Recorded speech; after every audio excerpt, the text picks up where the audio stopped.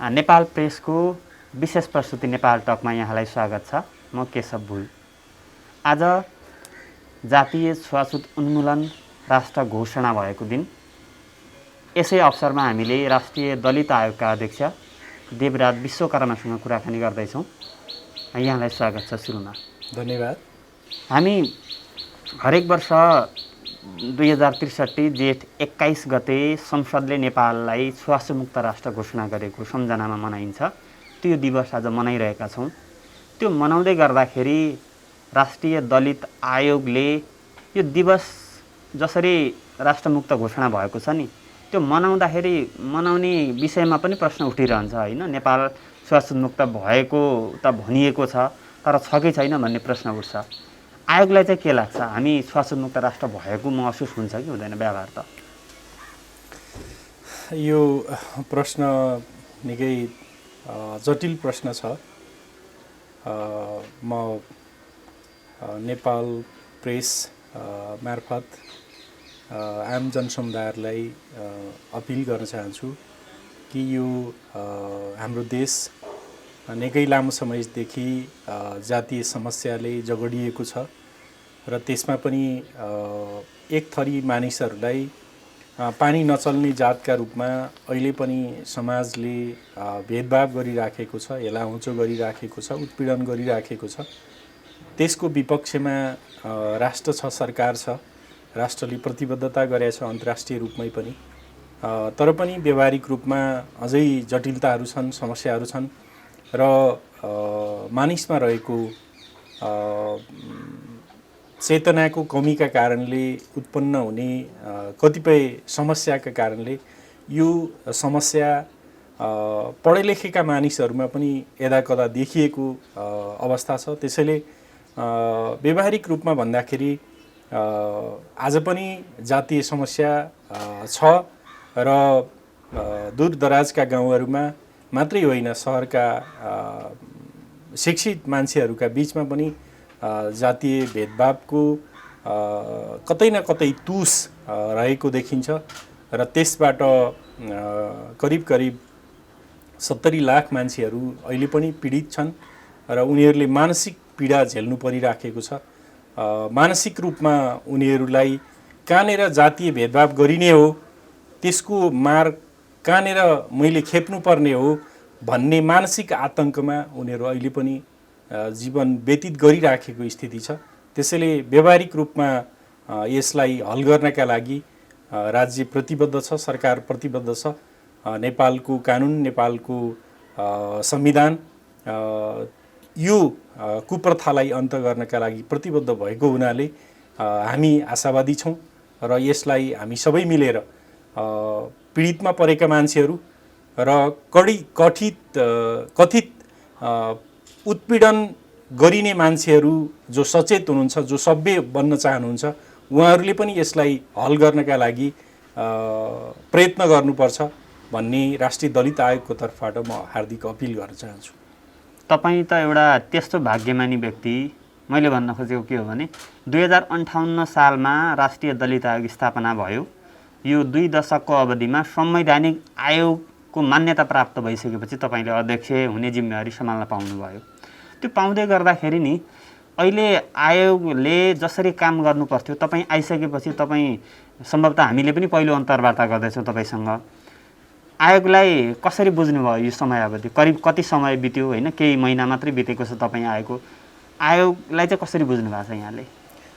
आयोगलाई बुझ्ने सन्दर्भमा आयोगलाई जुन संविधानले, कानुनले जुन अधिकार प्रत्यार्जन गरेको छ र नेपालको मौजुदा राजनीतिक व्यवस्थाले जुन अधिकार प्रदान गरेको छ, ती अधिकारहरू प्रयोग गरेर नेपालका दलितहरूलाई यो शोषणबाट, यो एक किसिमको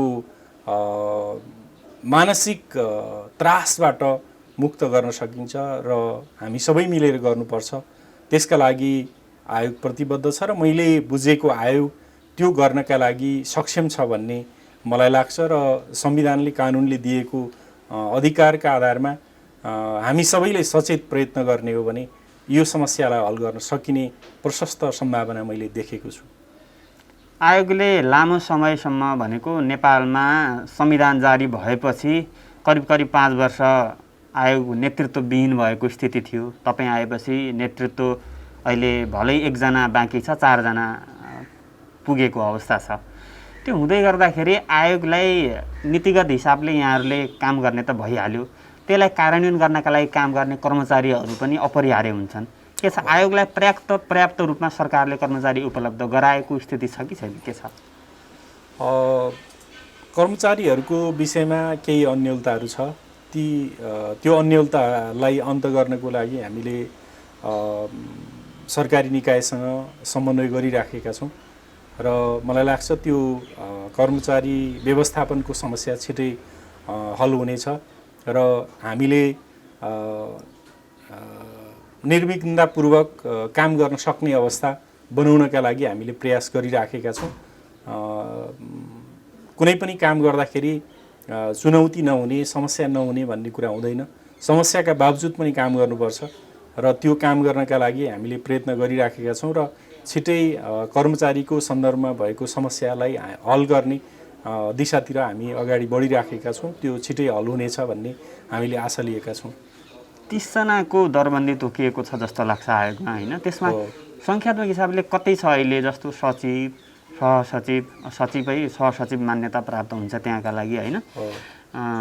त्यसपछि लिएर अरू कर्मचारीहरू पनि कति पर्याप्त छ, कति चाहिँ खाली रहेको स्थिति छ? कर्मचारी अब विभिन्न कारणले कर्मचारी राष्ट्रिय दलित आयोगमा आउन नचाहने खालको अवस्था व्यवहारिक रूपमा बुझिएको छ। त्यस्ता समस्याहरूलाई पनि हल गर्ने प्रयास भइराखेको छ र हामीले राष्ट्रिय दलित आयोगमा 1 जना समाजशास्त्री हुनुपर्छ, 1 जना कानुनको विशिष्ट श्रेणीको अथवा के अरे सेकेन्ड क्लासकै भए पनि कर्मचारी हुनुपर्छ।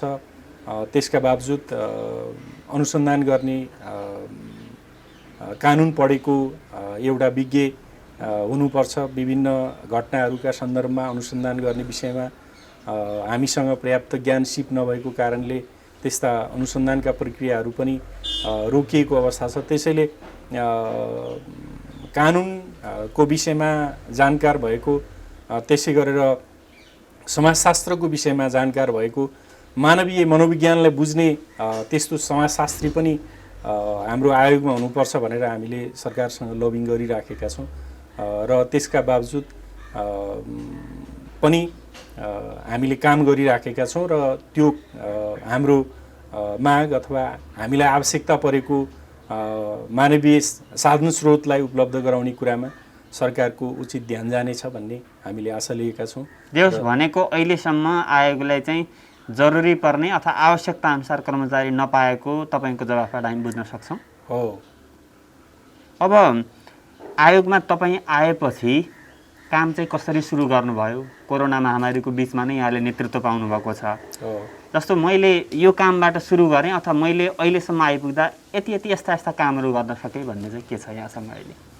राष्ट्रिय दलित आयोगको कामको सन्दर्भमा दैनिक रूपमा कुनै न कुनै ढङ्गले जातीय भेदभाव भएको, जातीय अपमान भएको, जातीय हिसाबले मानसिक यातना खप्नु परेका त्यस्ता उजुरीहरू, त्यस्ता गुनासाहरू दैनिक रूपमा आइराखेका छन् र त्यस्ता गुनासाहरूलाई सम्बोधन गर्नुका साथसाथै नेपालका दलितहरूमा जातीय उत्पीडनका कारणले परेको समस्या हल गर्नका लागि नीतिगत सुझाव, सल्लाह, परामर्श एउटा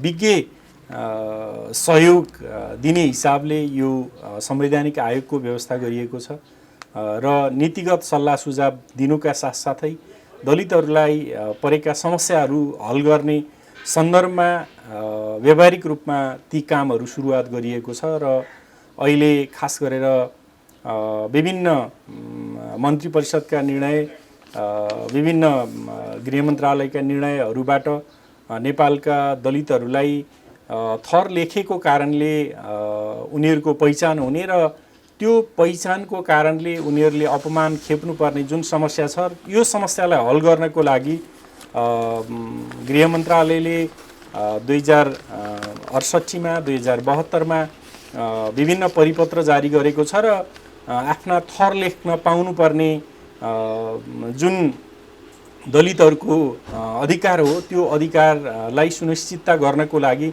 हामीले पहल कदमी अगाडि बढाएका छौँ र त्यो थर लेख्ने कुराले गैर दलित समुदायसँग दलितहरूको थर मिल्ने भएको हुनाले त्यो थरको कारणले उनीहरू दलित हुन् भन्ने पहिचान नखुल्ने एउटा अनुभूतिका साथ दलित समुदायले अहिले आफ्नो थर लेख्न खोजिराखेको स्थिति छ र त्यो थर लेख्ने कुरालाई कानुनले, प्रतिबद्धताहरूले र नेपाल सरकारको निर्णयले त्यो कुरा खुला गरेको हुनाले हामी नेपालका दलितहरूको जुन जुन थर गैर दलितहरूसँग मिल्ने खालको थर छ, ती थरहरू लेख्न पाउने व्यवस्थाका लागि हामीले प्रयास गरिराखेका छौँ र हामी आउने बित्तिकै 3 महिनाको सूचना दिएर हामीले दलित भएको र गैर दलितहरूसँग थर मिल्ने त्यस्ता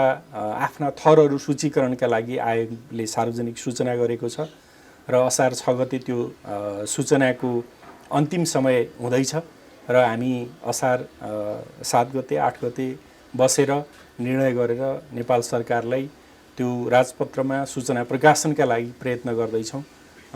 त्यसका अलावा दैनिक रूपमा जे समस्या परिराखेका छन् दलित समुदायका, ती समस्याहरू हल गर्नका लागि पनि हामीले एउटा मध्यस्थकर्ताको, एउटा सहयोगीको, अभिभावकको भूमिका निर्वाह गर्नु परिराखेको छ र त्यो आयोगले निर्वाह गरिराखेको स्थिति छ।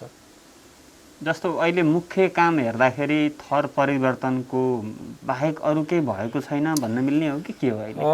अरू कामहरू पनि हामीले अगाडि बढाएका छौँ। जस्तो हामी 10 वर्षे रणनीतिक योजना निर्माणको कामलाई अगाडि बढाएका छौँ। त्यसका लागि विज्ञहरूसँग परामर्श भइराखेको छ।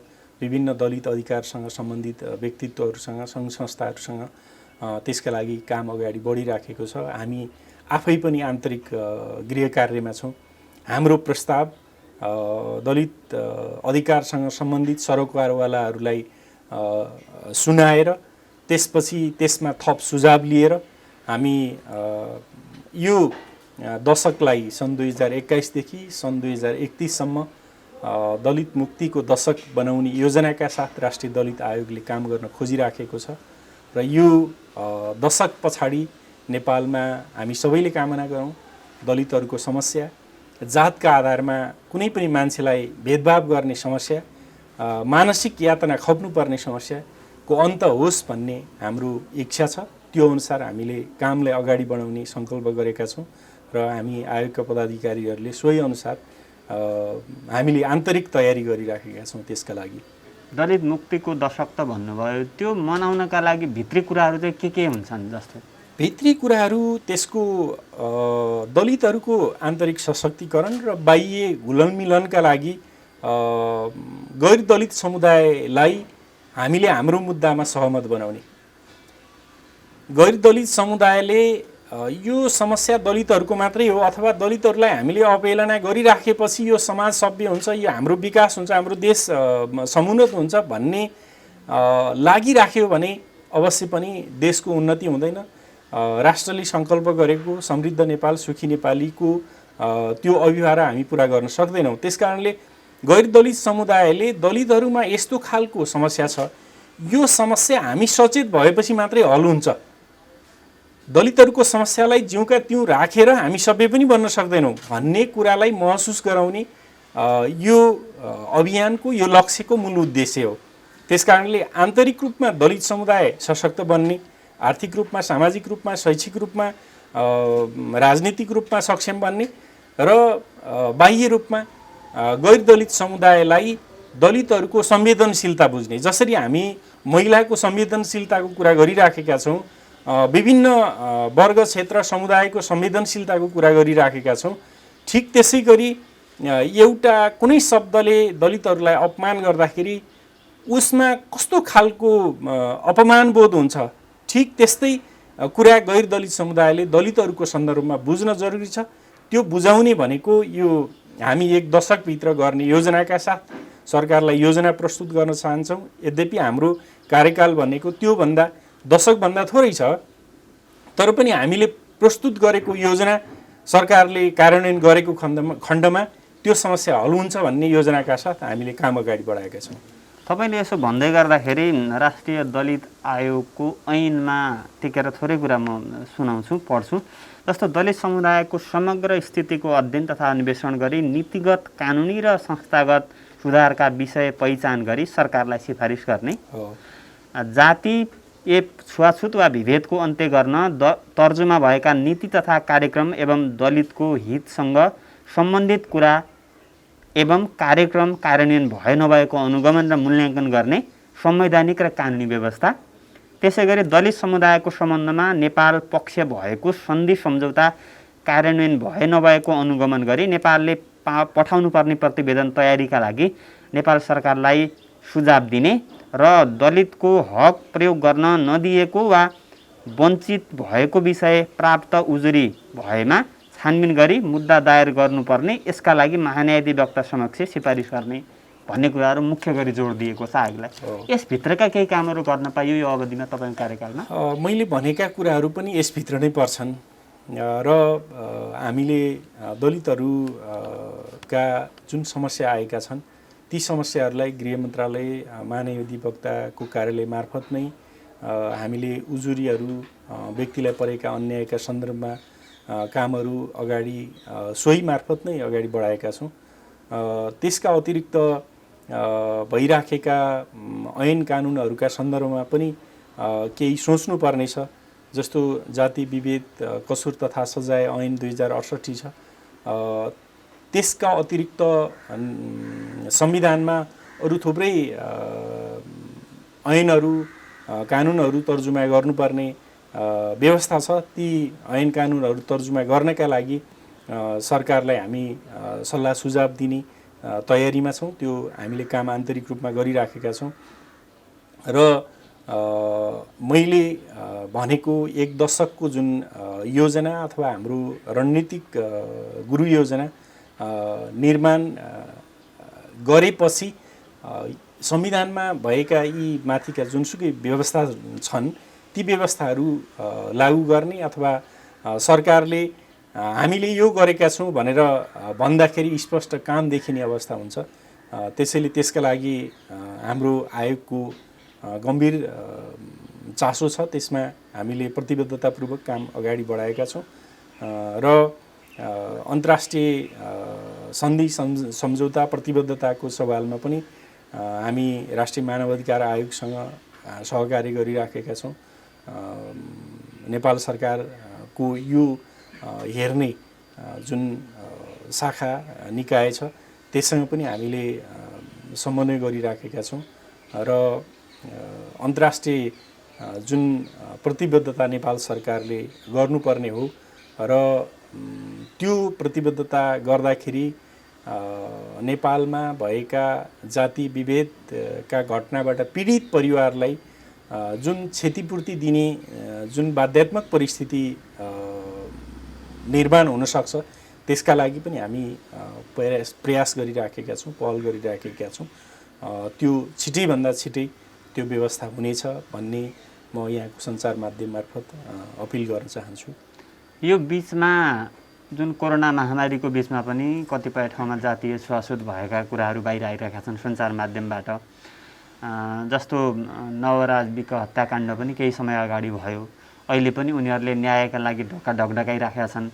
हाम्रा छोरा अथवा सन्तानहरूमाथि आक्रमण गर्नेहरू नै छुटे भनेर उनीहरू गुहार गरिराखेका स्थिति छ। त्यो लगायत अरू पनि घटना भएका छन्।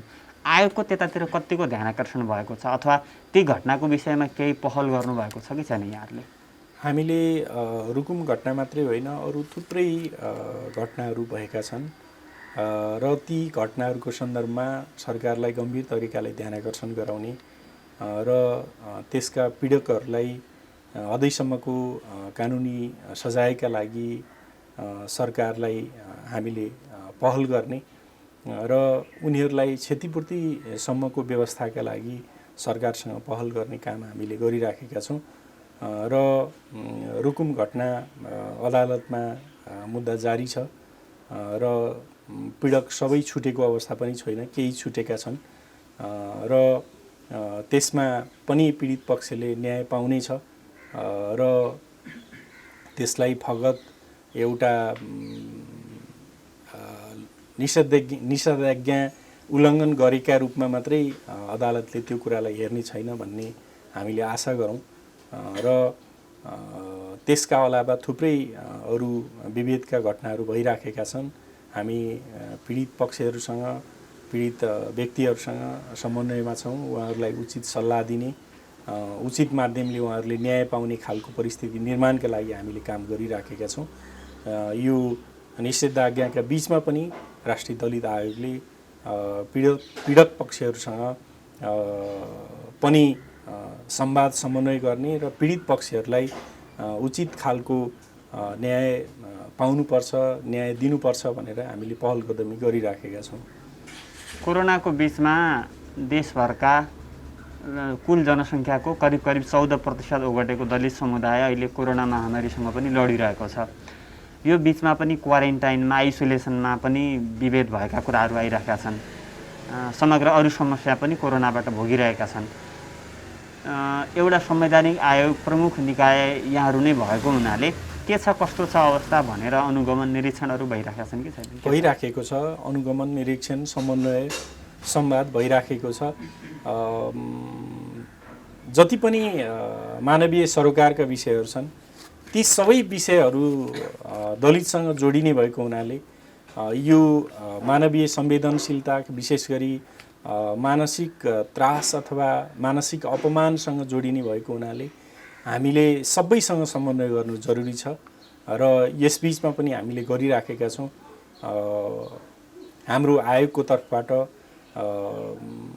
सूचनाको माध्यमले, पत्राचारको माध्यमले, प्रत्यक्ष तरिकाले फोनबाट हामीले गरिराखेका छौँ र त्यस्ता घटनाहरू जहाँ भएका छन्, क्वारेन्टाइनमा पनि विभेद भएको छ भन्ने जुन सुनिएको छ, त्यस्ता घटनाहरू नहुन्, नदोहोऱ्याउन् भन्ने राज्यको एउटा प्रतिबद्धताको कुरा हो। त्यसकारणले यसमा राष्ट्रिय दलित आयोगले मात्रै गर्ने कुरा होइन, सिङ्गो नेपाल सरकारले गर्ने कुरा हो। त्यसकारणले सरकारका सबै सम्बद्ध अधिकारीहरूलाई म अनुरोध गर्न चाहन्छु, यो राष्ट्रिय दलित आयोगको मात्रै होइन, यो सबैको कार्यक्षेत्रको कुरा भएको हुनाले हामी सबै यसमा प्रतिबद्ध बनौँ र एउटा समाजलाई सभ्य बनाउने भनेको, समाजलाई सुसंस्कृत बनाउने भनेको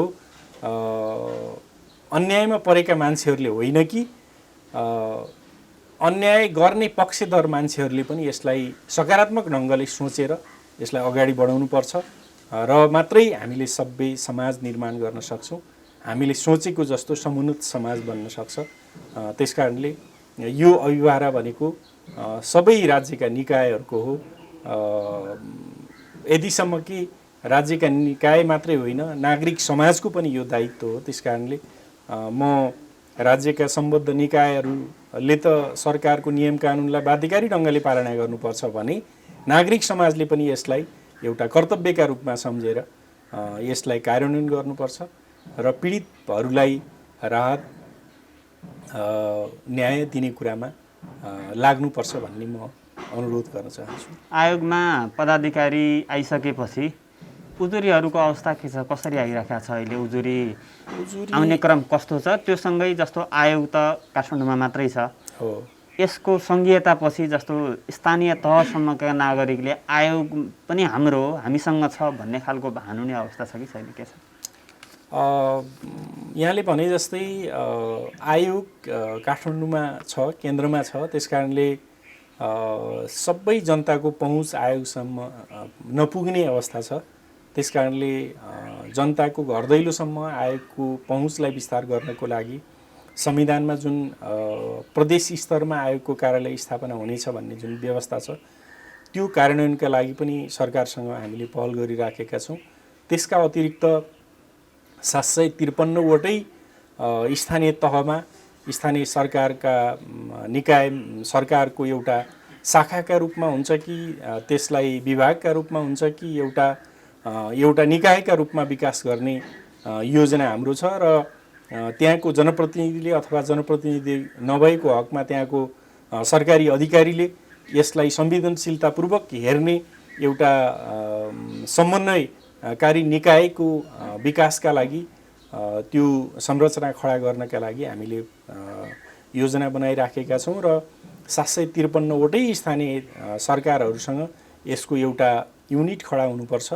त्यसका लागि हामीले सरसल्लाह गरिराखेका छौँ र सरकारलाई उचित सल्लाह उचित सुझाव दिएर त्यो निकाय खडा गर्ने उद्देश्यका साथ आयोगले काम अगाडि बढाएको छ र यही आर्थिक वर्षभित्रमै आर्थिक वर्ष 78-79 भित्रै 7वटै प्रदेशमा राष्ट्रिय दलित आयोगको प्रदेश कार्यालय स्थापना हुनेछ र त्यहाँ पनि कर्मचारी सहित उचित साधन स्रोतको व्यवस्थाका लागि म सरकारसँग अपिल गर्न चाहन्छु। हामीले कुरा पनि गरिराखेका छौँ।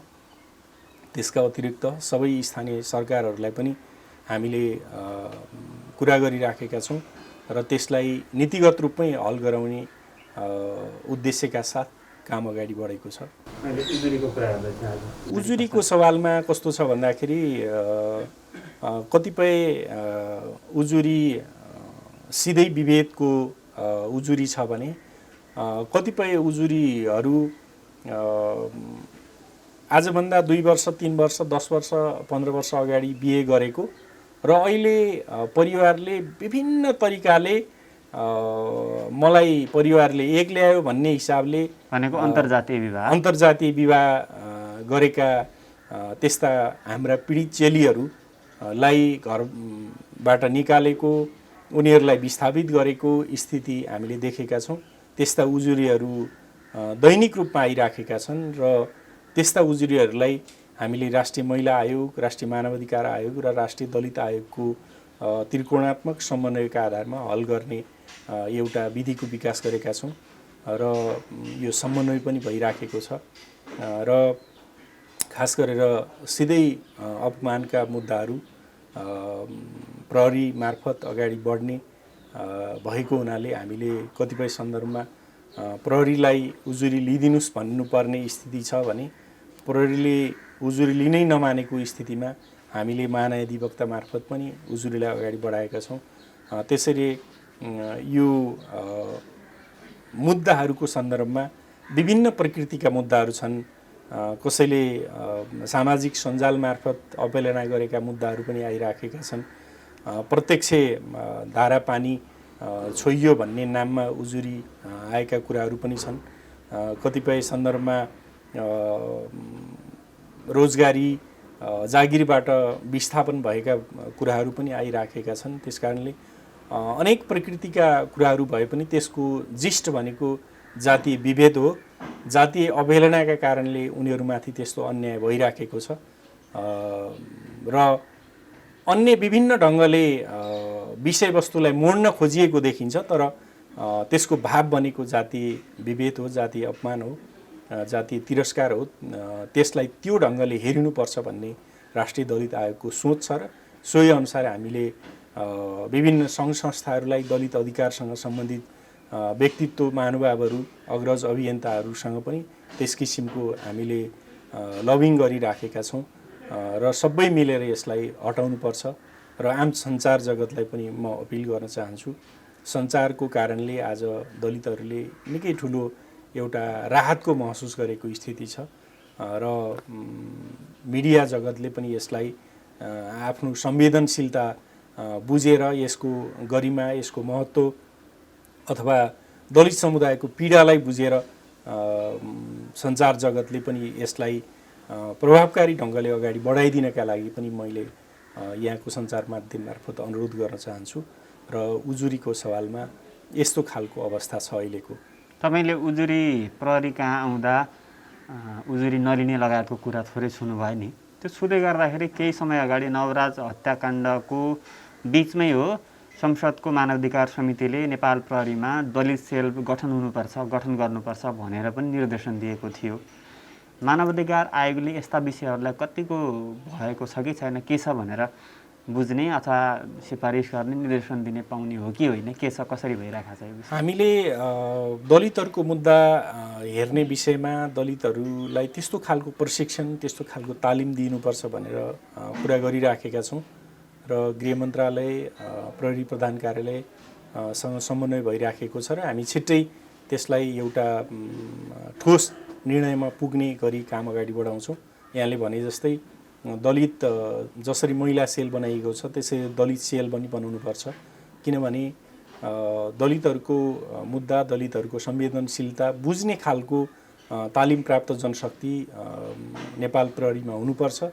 त्यस्तो खालको तालिम गराइनुपर्छ र त्यसका लागि युनिट नै खडा भयो भने त्यसले स्पेसल त्यही विषय हेर्ने हुनाले दलितहरूले अन्यत्र फेरि भौँतारिनुपर्ने अथवा थप खालको मद्दत गुहार्नुपर्ने त्यस्तो खालको अवस्था नहोस् भन्नका लागि हामी त्यो गराउन चाहन्छौँ र नेपाल प्रहरीमा त्यो युनिट खडा गर्नको लागि प्रयास भइराखेको छ। अहिले आयोगमा यहाँहरू आइसकेपछि आयोग एक्लैले गरेर पनि केही हुँदैन भन्ने खालको पनि बाहिरतिर अधिकार कर्मीहरूले पनि कुरा उठाउँछन्। त्यो उठाउँदै गर्दा आयोगले अन्य यही समुदायका लागि काम गरिरहने क्षेत्रहरूसँगको समन्वय, सहकार्यलाई कसरी अगाडि बढाएको छ? छलफल, अन्तर्क्रियात्मक कार्यक्रमहरू गरिरहेको छ कि छैन? मैले औपचारिक रूपमा हामी आएको थोरै समय भएको छ। औपचारिक रूपमा त्यस्तो ठ्याक्कै हामी यो गर्ने भनेर भनेका त छैनौँ, तर अनौपचारिक रूपमा छलफल भइराखेको छ, कुरा भइराखेको छ। सहकार्यको आधारमा नै यो समस्या हल गर्न सकिन्छ।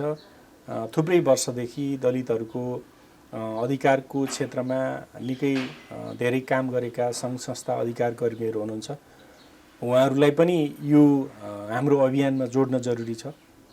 राष्ट्रिय दलित आयोगले मात्रै गरेर सबै कुरा सम्भव हुँदैन, सबै मिलेर गर्ने हो। त्यसैले म यससँग सम्बन्धित अधिकार कर्मीहरूलाई अपिल गर्न चाहन्छु, मेरो आवाज सुनेका सबै महानुभावहरूलाई राष्ट्रिय दलित आयोग समन्वय गर्न चाहन्छ, सहकार्य गर्न चाहन्छ र यहाँहरूले पनि त्यही खालको समन्वय सहकार्यको संस्कृति विकासका लागि म अपिल गर्न चाहन्छु र त्यसका लागि आयोगसँग कुनै रिजर्भेसन छैन।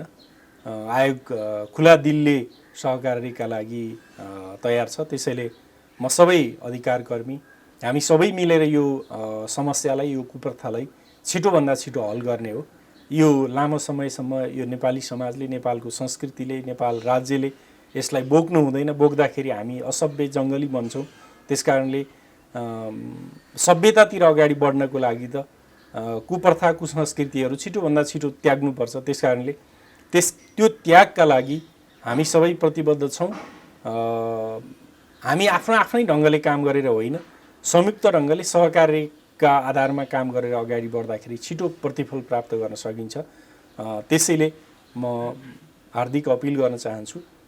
मैले व्यक्तिगत रूपमा पनि प्रयास गरिराखेको छु। विभिन्न सङ्घ संस्था, अधिकार कर्मी व्यक्तित्वहरूलाई फोन सम्पर्क मार्फत, भेटघाट मार्फत कुरा गरिराखेको छु। त्यसका अतिरिक्त पनि आयोग आधिकारिक निर्णयका हिसाबले पनि प्रतिबद्ध छ र आयोगले सबैसँग सहकार्य गरेर यो समस्यालाई छिटोभन्दा छिटो हल गर्न चाहन्छ। भर्खरै आर्थिक वर्ष 2078-79 को पनि बजेट आयो।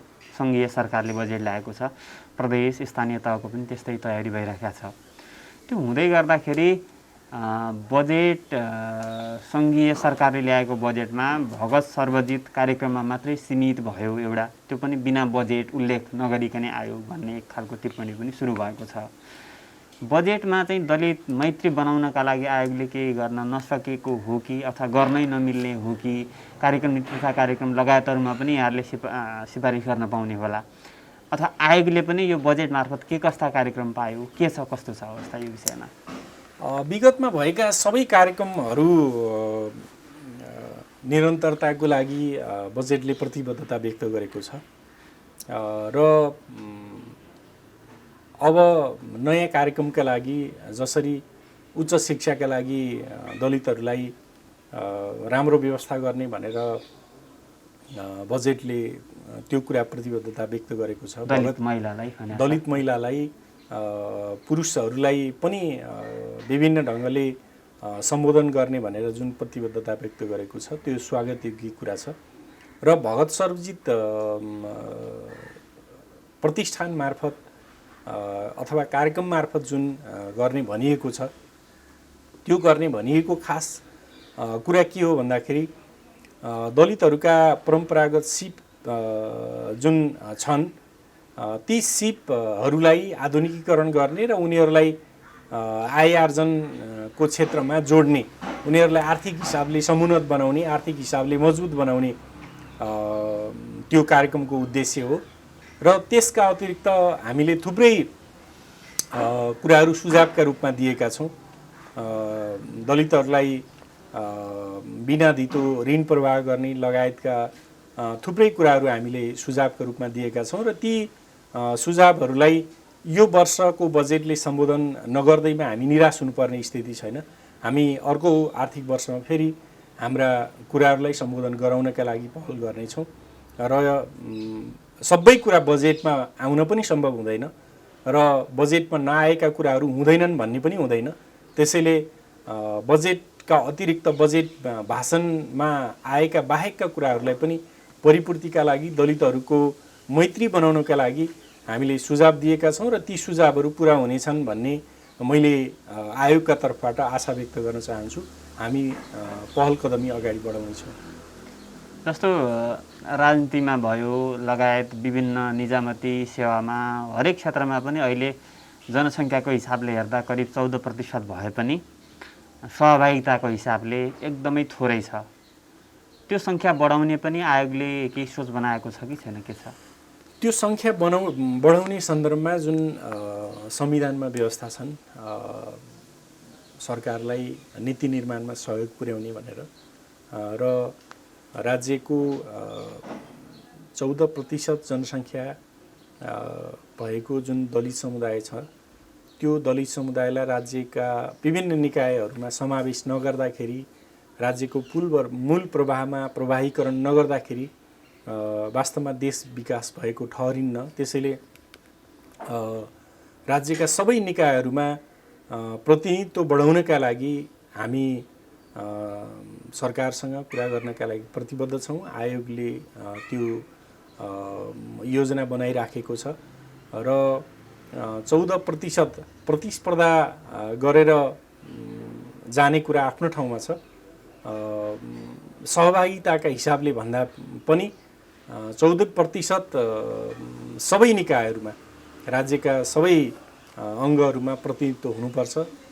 त्यसका लागि संविधान ऐन कानुनले प्रतिबद्धता व्यक्त गरेको हुनाले हामीले त्यो प्रतिनिधित्व बढाउनका लागि आयोग कुरा गर्न तयार छ, पहल कदमी लिन तयार छ र नीतिगत रूपमा हामी सरकारलाई सुझाव दिनेछौँ। तपाईँ भर्खरै आएको हुनाले आयोगमा नेपालमा रहेका 13वटा संवैधानिक आयोगमध्ये कतिपय आयोग सरकारका प्रवक्ता अथवा मुखपत्रकार जस्ता भए भन्ने पनि एकातिर टिप्पणी छ। अर्कोतिर कतिपय आयोगले सरकारलाई निर्देशन र सिफारिस दिइरहने तर सरकारले त्यसलाई चाहिँ सुनेको नसुने गर्ने खालको पनि स्थिति छ। उदाहरणका लागि हेर्दा राष्ट्रिय मानवाधिकार आयोगले पनि दिएका 50% भन्दा बढी सिफारिसहरू कार्यान्वयन भएन भनेर भर्खरै अस्ति आयोगले स्थापना दिवस मनाउँदा भन्यो। दलित आयोग त्यस्तै आयोग बन्छ कि अबको 6 वर्षभित्र तपाईँको कार्यकालमा अथवा अलि फरक भएर देखा पर्छ?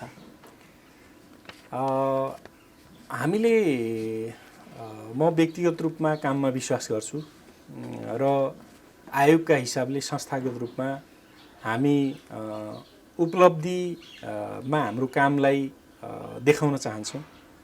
त्यसैले सरकारसँग पहल कदमीका आधारमा हामी पहल गरेर दलित समुदायको हक अधिकार स्थापित गर्न चाहन्छौँ। त्यसैले हाम्रा कुराहरू फगत कुराहरू मात्रै होइनन्, संवेदनशील कुराहरू हुन्, गम्भीर कुराहरू हुन्, मानव अधिकारका विषयका कुराहरू हुन्। त्यसकारणले हाम्रो कुरालाई सरकारले सुन्नेछ, सरकारले यो कुरा लागू गर्नेछ भन्ने कुरामा राष्ट्रिय दलित आयोग प्रतिबद्ध छ। राष्ट्रिय दलित आयोग त्यो कुरामा विश्वस्त छ। त्यसकारणले हामीले भनेका हामीले गृह मन्त्रालयलाई लेखेर पठाएका कुराहरूमा गृह मन्त्रालय अत्यन्त संवेदनशील भएको मैले महसुस गरेको छु। हाम्रा थुप्रै कुराहरूमा उसले अनुसन्धान अगाडि बढाएको छ, पीडकलाई नियन्त्रणमा लिएको अवस्था छ र यो काम अगाडि बढेको छ भनेर गृह मन्त्रालयले हामीलाई नियमित रूपमा हाम्रा पत्राचारका सन्दर्भमा जवाफ पनि पठाएको छ। त्यसकारणले म आशावादी छु कि राष्ट्रिय दलित आयोगले त्यस्तो खालको निराशाजनक स्थिति भोग्नु पर्ने छैन भन्ने मलाई लाग्छ। कतिपयले तपाईँको नेतृत्वमाथि पनि प्रश्न उठाएका छन्। मैले यो अलिकति तपाईँले स्पष्ट हुने मौका पनि हो होइन। केन्द्रीय स्तरका विभिन्न कुनै पनि निकाय अथवा हरेक संयन्त्रमा नआइकन एकैचोटि स्थानीय तह अथवा जिल्ला स्तरबाट आयोगको अध्यक्ष बनाएको हिसाबले काम गर्न सक्नुहुन्छ कि सक्नुहुन्न भन्ने पनि एउटा प्रश्न छ होइन। यसलाई चाहिँ म गर्न सक्छु भन्ने तपाईँ आधारहरू कसरी प्रस्तुत पार्न सक्नुहुन्छ? कुनै पनि व्यक्तिगत रूपमा के होइन, उसले काम गर्ने कसरी काम अगाडि बढाउँछ अथवा सामूहिक रूपमा उसले आफ्नो जनशक्तिलाई आफ्ना संयन्त्रहरूलाई कसरी अगाडि बढाउँछ त्यसको आधारमा कामका प्रकृतिहरू उपलब्धिमा बदलिन्छन्। त्यसैले मेरा विषयमा जसलाई अविश्वास लागेको छ म कामबाट जवाफ दिनेछु। म धेरै कुरा गर्न चाहन्न। म थुप्रै वर्ष सामाजिक क्षेत्रमा काम गरेको मान्छे हुँ। त्यसैले मलाई मेरा कामका सन्दर्भमा सिक्नुपर्ने होला, तर विषयवस्तुका हिसाबले दलित अधिकारसँग सम्बन्धित क्षेत्रका हिसाबले सिक्नुपर्ने कुराहरू कम होला। मैले नजानेको विषय धेरै होला, तर दलित अधिकारको सन्दर्भमा मैले थुप्रै चिजहरू जानेर भोगेर आफै महसुस गरेर आएको छु। त्यसकारणले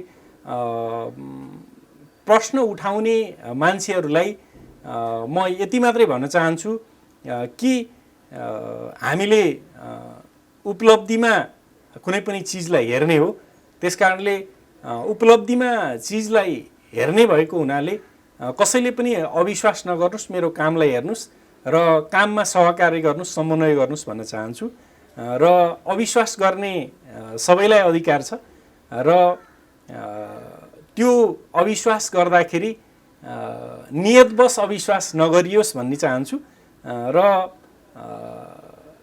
काममा सहकार्यका आधारमा अगाडि बढ्दाखेरि स्वाभाविक रूपमा मलाई जसले अविश्वास गर्नुभएको छ त्यस्ता व्यक्तित्वहरूले आफै जवाफ पाउनुहुनेछ।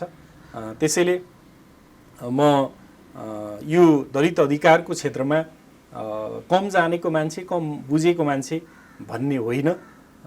यद्यपि जान्न बुझ्न थुप्रै बाँकी छ।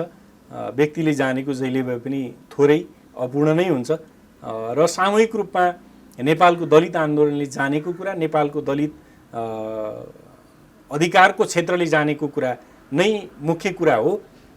जानेका व्यक्तित्वहरूले सिकाउनु पर्ने दायित्व हो, बुझाउनु पर्ने दायित्व हो र सहकार्य गर्नुपर्ने दायित्व हो।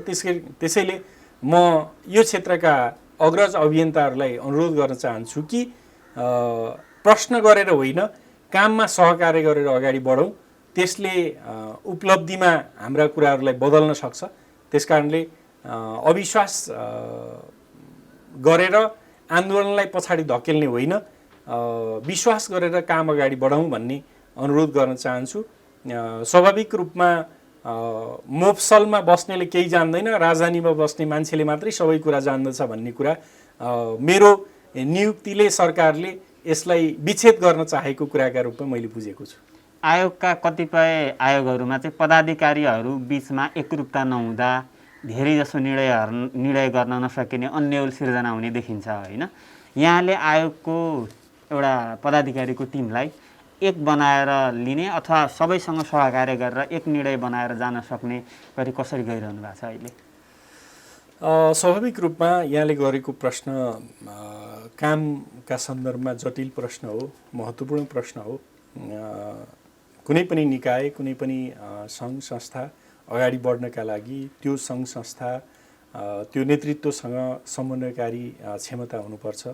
त्यो गुण हुनुपर्छ र हाम्रो दलित आयोगका सन्दर्भमा हामी पदाधिकारीका बिचमा अत्यन्तै सुमधुर खालको समन्वयकारी अवस्था छ। हामीले समन्वय गरेर सबै निर्णयहरू गर्छौँ। कहीँ पनि अल्पमत बहुमत गराउने, यद्यपि हामी नियुक्त भएको थोरै समय भएको छ, तर पनि मेरो कार्यकालभरि म कुनै पनि निर्णयलाई अल्पमत बहुमत बनाएर होइन कि सर्वसम्मत निर्णय बनाएर अगाडि बढाउने सङ्कल्प गरेको छु। त्यसकारणले म नेतृत्वका हिसाबले यो प्रतिबद्धता व्यक्त गरेको हुनाले म सबै पदाधिकारी साथीहरूसँग एकदमै सुमधुर सम्बन्ध स्थापित गरेर उहाँहरूलाई सबै कुरा पारदर्शी बनाएर, सबै कुरा सोधेर, सबै कुराहरूलाई अत्यन्तै सर्वसम्मत निर्णयका आधारमा अगाडि बढ्ने योजना हाम्रो छ र हाम्रो राष्ट्रिय दलित आयोगमा हामी आफ्नो पुरा अवधिभर कुनै पनि खटपट र असमन्वयका हिसाबले अगाडि नबढ्ने, हामी पूर्ण एकताका साथ अगाडि बढ्ने हामीले योजना बनाएका छौँ, त्यो सङ्कल्प गरेका छौँ। अरू पदाधिकारी साथीहरूसँग पनि त्यही खालको भावना छ। यहाँले अरू पदाधिकारी साथीहरूलाई पनि बुझ्न सक्नुहुन्छ। हाम्रो जति कार्यकाल हुनेछ त्यो पुरै कार्यकालभरि हामी पूर्ण एकताबद्ध भएर हामी अगाडि बढ्नेछौँ र हाम्रो नेतृत्वले नसोचेको सफलतामा हाम्रो कामलाई बदल्नेछ भन्ने म विश्वास दिलाउन चाहन्छु। पदाधिकारीसँग त भयो, कर्मचारी संयन्त्रसँगको तादम्यता कसरी मिलाउँदै हुनुहुन्छ? जस्तो मैले भन्न खोजेको, आयोगका पदाधिकारी त सबै यही समुदायबाट प्रतिनिधित्व गर्ने हुन्छ होइन, तर कर्मचारी भनेको त सरकारले जो खटायो, जुन व्यक्ति जुन समुदायको खटाए पनि काम गर्ने हो। त्यो हुँदाखेरि त्यो बिचमा तालमेल चाहिँ कसरी भइरहेको छ, कसरी गर्दै? स्वाभाविक रूपमा पदाधिकारीहरूको बिचमा एकता छ भने, उनीहरूको बिचमा समन्वय सहकार्यको भावना छ भने कर्मचारीहरूले सघाउनु अनिवार्य हुन्छ भन्ने मलाई लाग्छ। र मेरो अनुभवका आधारमा भन्ने हो भने मैले आफू रहेको बसेको, आफूले अनुभव गरेका सङ्घ संस्थाहरूमा कर्मचारी संयन्त्रलाई कसरी काम लगाउनुपर्छ भन्ने मैले बुझेको छु। त्यसैले म यो गर्छु त्यो गर्छु भनेर भन्नुभन्दा पनि काममा समन्वय गर्ने हामीसँग सामर्थ्य छ। त्यो सामर्थ्य प्रयोग गरेर हामी कर्मचारी संयन्त्रलाई पनि काम लगाउँछौँ। उहाँहरूको ड्युटी भनेको नेपाल सरकारले सुम्पेको जिम्मेवारीलाई पुरा गर्नु हो। नेपालको नियम कानुन अनुसार उहाँहरूले सुविधा प्राप्त गरेपछि जहाँ बसे पनि काम गर्नुपर्छ।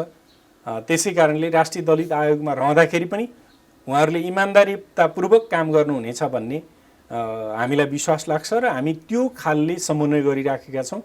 र राष्ट्रिय दलित आयोगमा आउने कुनै पनि कर्मचारीले अपमानित हुनुपर्ने अथवा काममा अप्ठ्यारो महसुस गर्नुपर्ने स्थिति हुने छैन र हामी पदाधिकारी र कर्मचारीको बिचमा सुमधुर सम्बन्ध स्थापित गरेर हामी कामलाई अगाडि बढाउन चाहन्छौँ र कर्मचारी र पदाधिकारीको बिचमा राम्रो खालको सम्बन्धबाट आयोगका सबै कामलाई निर्विघ्नतापूर्वक अगाडि बढाउने योजना आयोगका पदाधिकारीहरूसँग छ, त्यो सामर्थ्य छ।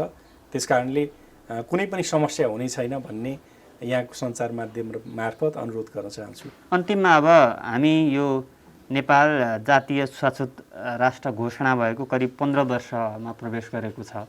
अन्तिममा यो प्रश्न गरिन भने यो समुदायका लागि पनि न्याय नहोला।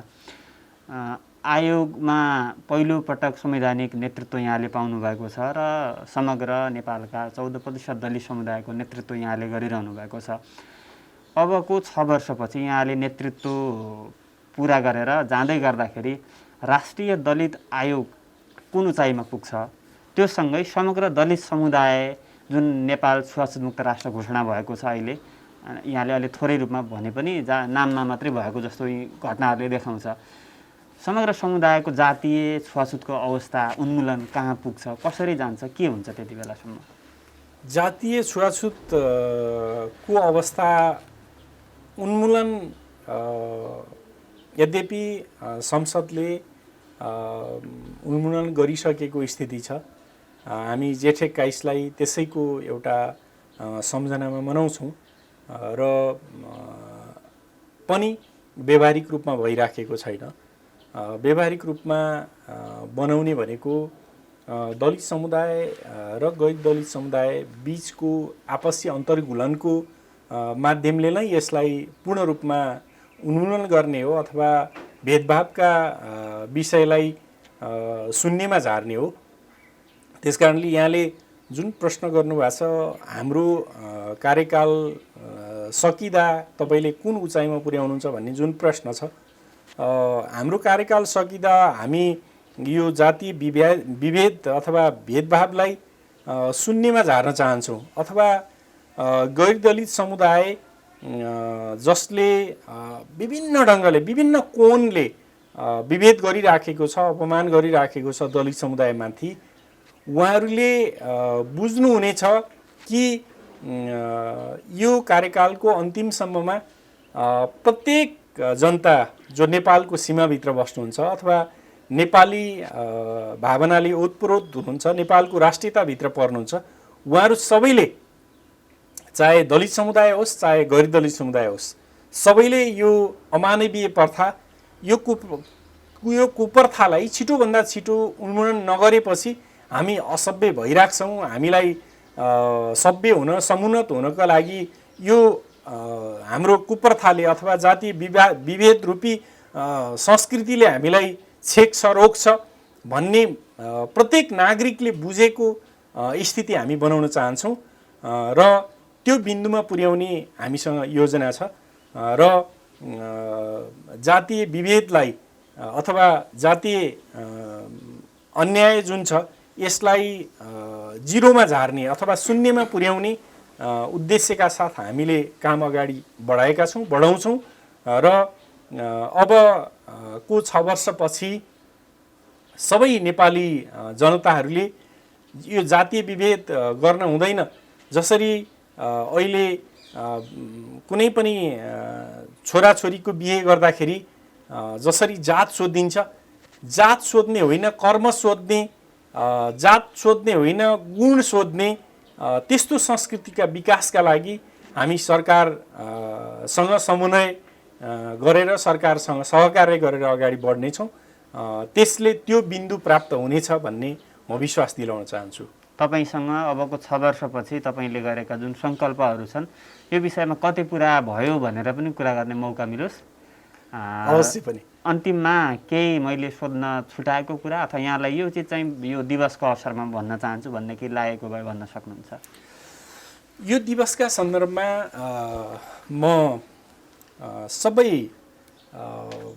नेपालका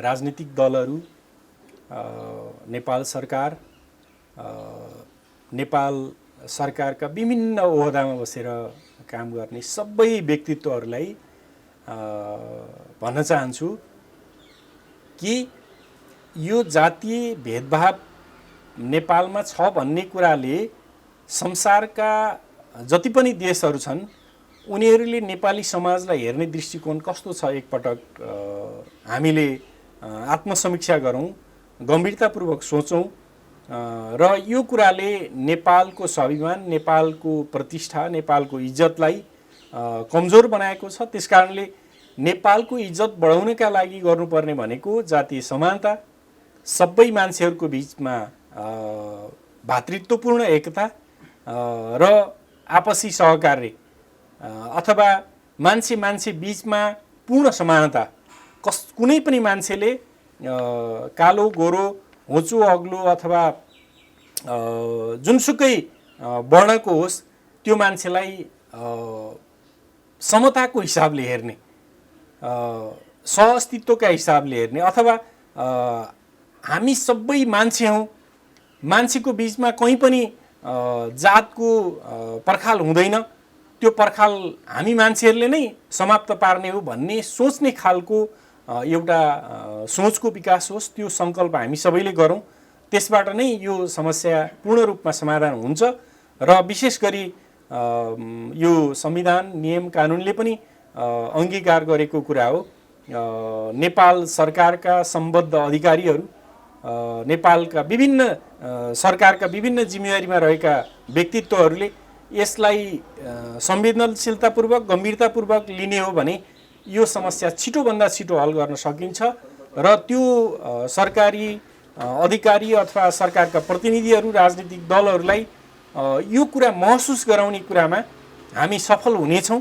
म अन्तिममा यहाँको सञ्चार माध्यम मार्फत यो प्रतिबद्धता व्यक्त गर्न चाहन्छु र सबै नेपालका जति पनि अगुवा हौँ भनेर आफूलाई भनिराख्नु भएको छ त्यस्ता व्यक्तित्वहरूलाई यो कुरामा सहमत हुन, हामीसँग सहकार्य गरेर अगाडि बढ्नका लागि हार्दिक अपिल गर्न चाहन्छु राष्ट्रिय दलित आयोगको तर्फबाट। र कुनै पनि सङ्घ संस्थाले राष्ट्रिय दलित आयोगले यो कुरामा समन्वय गरेन है भन्ने महसुस नगराउने गरी राष्ट्रिय दलित आयोग काम गर्न चाहन्छ। यिनै कुराहरू यहाँको सञ्चार माध्यम मार्फत, नेपाल प्रेस मार्फत राष्ट्रिय दलित आयोगको कुरा अनुरोध गर्न चाहन्छु, भावना सार्वजनिक गर्न चाहन्छु। हामीलाई सल्लाह सुझावका लागि राष्ट्रिय दलित आयोग जहिले भए पनि खुला रहेको कुरा पनि अनुरोध गर्न चाहन्छु र यो अवसरका लागि धेरै धेरै धन्यवाद दिन चाहन्छु। हस्, यहाँले नेपाल प्रेसको नेपाल टकलाई समय दिनुभएकोमा धन्यवाद। धन्यवाद। हवस् त, आज हामीले नेपाल प्रेसको विशेष प्रस्तुति नेपाल टकमा जातीय उन्मूलन राष्ट्रिय दिवसको अवसरमा राष्ट्रिय दलित आयोगका अध्यक्ष देवराज विश्वकर्मासँग कुराकानी गऱ्यौँ। आजको यो कार्यक्रमबाट क्यामेरामा निशान्त सिंह गुरुङसँगै म केशव भुल पनि बिदा हुन्छु। नमस्कार।